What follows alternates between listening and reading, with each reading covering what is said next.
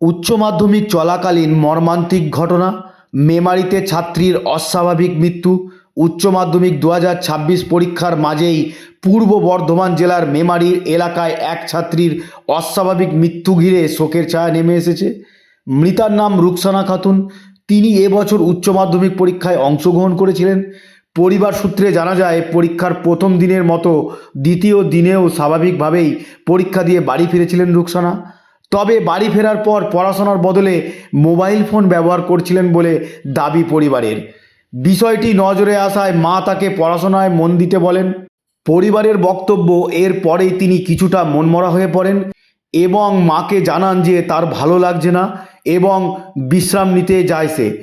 পরের দিন সকালে ঘরে গিয়ে পরিবারের সদস্যরা ডেকে সাড়া না পাওয়ায় উদ্বিগ্ন হয়ে পড়েন। তড়িঘড়ি তাকে মেমারি হাসপাতালে নিয়ে আসা হলে কর্তব্যরত চিকিৎসকরা তাকে মৃত বলে ঘোষণা করেন। এরপর খবর দেওয়া হয় মেমারি থানার পুলিশকে।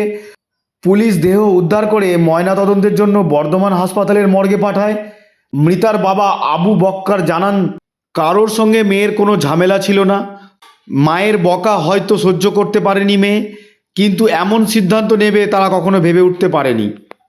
ঘটনাটি ঘটেছে মেমারি থানার অন্তর্গত তাতারপুর সংলগ্ন এলাকায়। পুলিশ সূত্রে জানানো হয়েছে, বিষয়টি পুরো খতিয়ে দেখা হচ্ছে।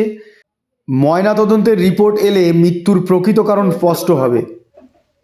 ঘটনাটা কিছু হয়নি, পরীক্ষা দিতে গেছিলো, পরীক্ষায় এসে মনে হয়েছে মোবাইল ঘাটছে কেন, পড়াশোনা কর, এই পর্যন্ত কথা।